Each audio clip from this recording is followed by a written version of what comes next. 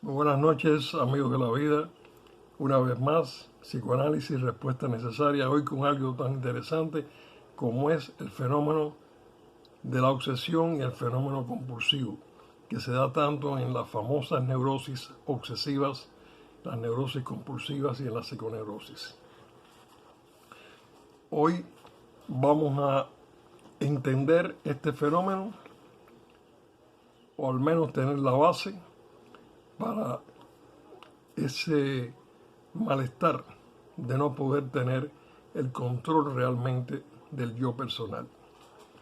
Dice así: en toda la psiconeurosis, el control del yo se ha hecho relativamente insuficiente. En los síntomas de conversión, el yo ha sido simplemente derrogado. Se producen actos que el yo no se ha propuesto realizar. Ahora, en las compulsiones y obsesiones sigue en pie el hecho de que el yo gobierna la motilidad, pero el yo no se siente libre en el uso de este poder de dirección. Está obligado a usarlo de acuerdo con el extraño mandato de una instancia más poderosa que contradice su discernimiento. Esto produce mucha ansiedad y mucha angustia. Se haya obligado a hacer o a pensar o a omitir ciertas cosas bajo el peso de terribles amenazas. Los derivados de los impulsos que han sido rechazados delatan su naturaleza de derivado por su carácter exagerado. Es decir, por la desproporción de las emociones que los acompañan, recuerden, o por la rigidez con que se adhieren a ellas. Las ideas obsesivas son ante todo derivados. Algunas veces siguen conservando su carácter de impulso, otras veces lo han perdido y consisten solo en intensas ideas en las que hay que pensar. Su persistencia representa la energía de alguna otra idea impulsiva que ha sido rechazada y a la cual se haya vinculada por asociación. Debemos tener en cuenta también que las personas llamadas normales, compensadas, también tienen sus obsesiones y sus compulsiones. Algunas veces la transición de una fobia a una obsesión puede ser observada directamente. Primeramente son evitadas ciertas situaciones. Después se ejerce una constante atención para asegurarse de que este requisito seguirá cumpliéndose. Más adelante esta atención toma un carácter obsesivo o bien se desarrolla otra actitud obsesiva de carácter positivo y reconciliable en tal grado con la situación originariamente temida que la evitación de esta queda completamente asegurada. Conmovedores rituales, suceden a los tabús. Conmovedores rituales suceden a los tabús. Los lavados compulsivos y los temores de suciedad. Rituales sociales y temores sociales. Ceremoniales para dormir y temores para dormirse. Rituales sobre la manera de caminar e inhibiciones para caminar. Maneras compulsivas de tratar a los animales y a las personas inválidas y sus fobias correspondientes. Algunas ideas fóbicas adquieren carácter compulsivo por su mera intensidad. Así, por ejemplo, la idea de ser feo o de despedir mal olor. Son ideas obsesivas mientras el paciente siente esto. Me veo obligado a sentir como si esto o lo otro fuera el caso. Son ideas delirantes si el paciente está convencido de su base real. En otros casos, la obsesión no llena el requerimiento de evitar aquello que primitivamente fue temido, sino que impulsa a la persona a hacer precisamente aquello que le había infundido temor. Las obsesiones de este tipo no son causadas por la necesidad de mantener una fobia, sino por la lucha del impulso original o bien de la personalidad contra la fobia. Estas obsesiones no son más que una de las categorías de las actitudes contrafóbicas. Un ejemplo de esto lo constituye un paciente que tenía un interés obsesivo por la navegación y los deportes acuáticos, lo cual era resultado de un temor infantil de hacer correr el agua en el retrete. El temor a los lugares altos, por ejemplo, puede ser reemplazado por la impulsión obsesiva de saltar para abajo. Las compulsiones son obsesiones que todavía se sienten como impulsos.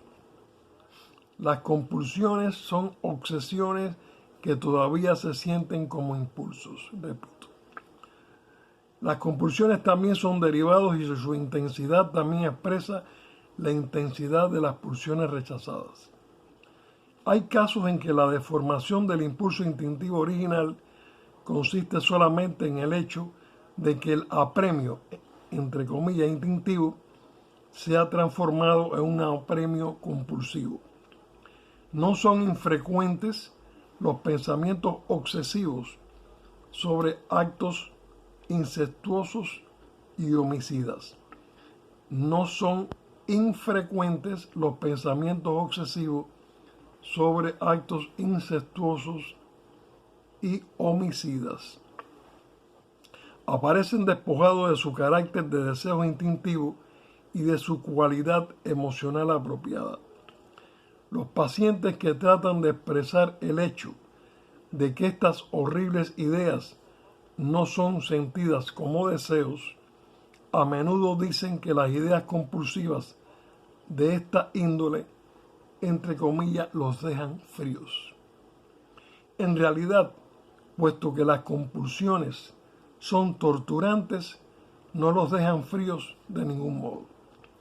Las fuerzas defensivas no han logrado hacer que el paciente quede inadvertido sobre lo que está ocurriendo en su interior, pero han logrado dar una forma compulsiva a la tendencia original. La naturaleza de esta transformación constituye el problema del mecanismo de la formación de síntomas en la neurosis obsesiva. Amigos de la vida, no olvidemos que estamos tratando el tema en un lenguaje profesional.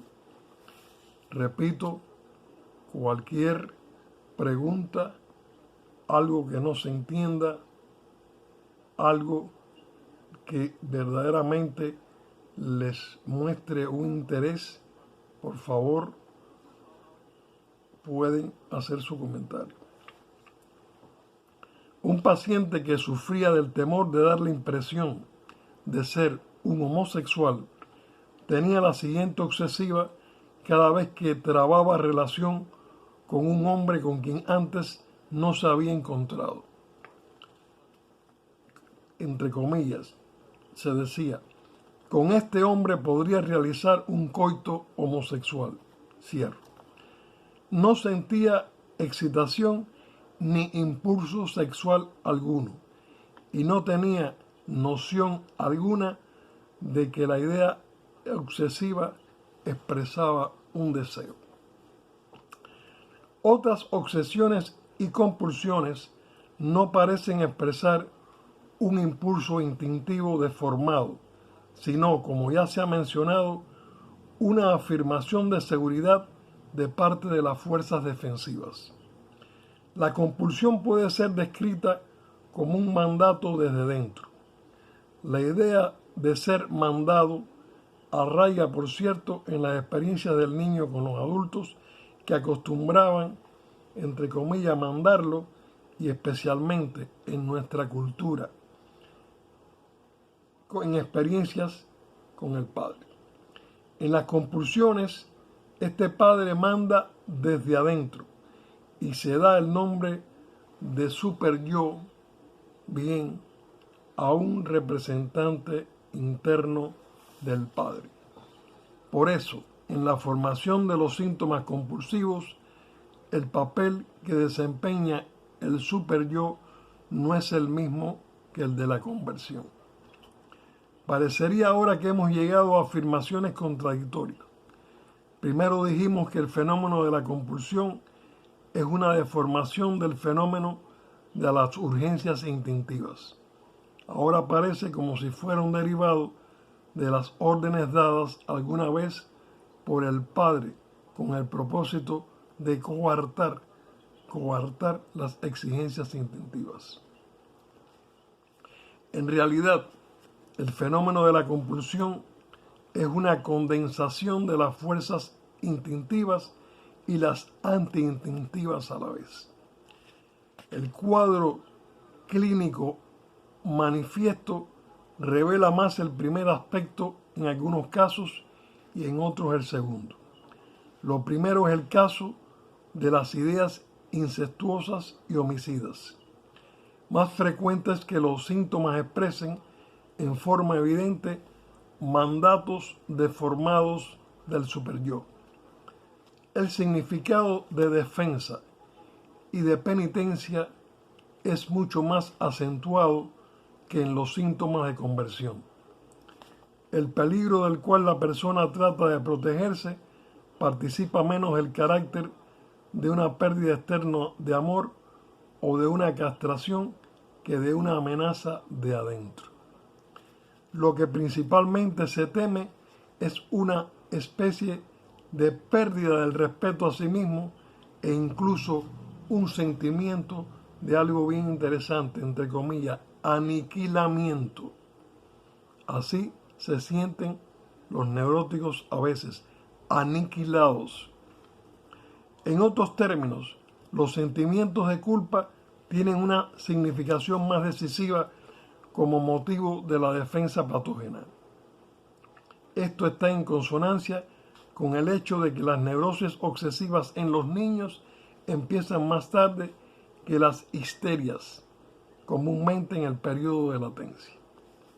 En algunos casos resulta evidente que las compulsiones ocupan el lugar de órdenes del superyo. Un paciente con compulsión de lavarse, cuando siente la orden de ve y lávate, repite simplemente lo que alguna vez oyó cuando niño. Nada importa el hecho de que la orden dada por los padres haya tenido en realidad un propósito de higiene, mientras que el neurótico obsesivo la usa como defensa contra pensamientos sucios, entre comillas, ya que siendo niño el paciente sentía que si los padres conocieran sus pensamientos sucios, le habrían ordenado que se lavara. Lo mismo vale para las compulsiones que no son sentidas como mandatos positivos, sino como amenazas. El paciente tiene ideas obsesivas acerca de lo que hubiera sucedido de haber cedido a la tentación. Por ejemplo, si se trata de esto, si haces esto u omites esto otro, morirás. O bien, si haces esto u omites esto otro, tendrás que hacer tal o cual penitencia. O si haces esto u omites esto otro, morirá tu padre. El análisis revela que los actos que deben ser contrarrestados o evitados tienen un significado instintivo censurable. Representan por regla general las tendencias del complejo de Edipo deformadas, es cierto, de un modo muy característico. Los castigos a que se refiere la amenaza representan o bien el peligro que alguna vez se creyó vinculado al instinto prohibido en cuestión, que es siempre el peligro de castración o la pérdida de amor, o bien alguna forma activa de autocastigo que habría de servir para eludir y reemplazar la castración o la pérdida de amor. La amenazante disyuntiva o morirá tu padre, que no encuadra en esta interpretación, puede explicarse como un repentino descubrimiento de la señal de angustia. Significa esto: lo que te propones hacer no es cosa inofensiva. La verdad es que quieres matar a tu padre. Si cedes a la presente tentación, el resultado puede ser el asesinato de tu padre. Mientras que algunos síntomas compulsivos constituyen maneras deformadas de percibir exigencias instintivas y otros expresan las amenazas antiinstintivas del superyo, hay también otros síntomas en que se ve claramente la lucha entre lo uno y lo otro. La mayor parte de los síntomas de duda obsesiva caben dentro de esta fórmula. Pregunta: ¿puedo ser desobediente o tengo que ser bueno? A veces un síntoma consta de dos fases. Una que representa un impulso censurable y la otra la defensa contra el mismo. Repito, a veces un síntoma, recuerden que estamos hablando de síntomas de pacientes con neurosis obsesivas, ¿ok? Pero no estamos los compensados o los supuestamente estandarizados o los llamados normales, exento de nada de estas ideas o estos impulsos en sus momentos dados. A veces un síntoma, repito, consta de dos fases. Una que representa un impulso censurable y la otra la defensa a la vez contra el mismo. El hombre de las ratas de Freud, eso tan interesante. Por ejemplo, ese clásico, se sentía impulsado a retirar una piedra del camino porque podría lastimar a alguien, pero enseguida sentía la necesidad de ponerla nuevamente en su lugar. Al ocuparnos de los mecanismos de la anulación, hemos citado algunos hechos de esta índole. A veces puede observarse cómo en el curso de una neurosis obsesiva, un síntoma puede cambiar de significado. Un síntoma que primeramente expresaba la defensa puede convertirse cada vez más en expresión del impulso primitivo en vías de retornar. Bien, hasta aquí hoy con el comienzo de este capítulo tan fascinante sobre las obsesiones y las compulsiones. Amigos de la vida, aquí estamos en una etapa muy interesante, muy educativa, pero verdaderamente diríamos que necesaria para poder entender los fenómenos de la neurosis. Estamos tratando ya cuestiones que tienen que ver con la salud mental. Amigos de la vida, los quiero, seguimos y espero que ustedes estén poniendo el mayor interés posible para que puedan autoayudarse y para que puedan también comprender mejor el mundo que nos rodea para poder hacer un mundo mejor cada día. Amigos de la vida, los quiero y muy buenas noches.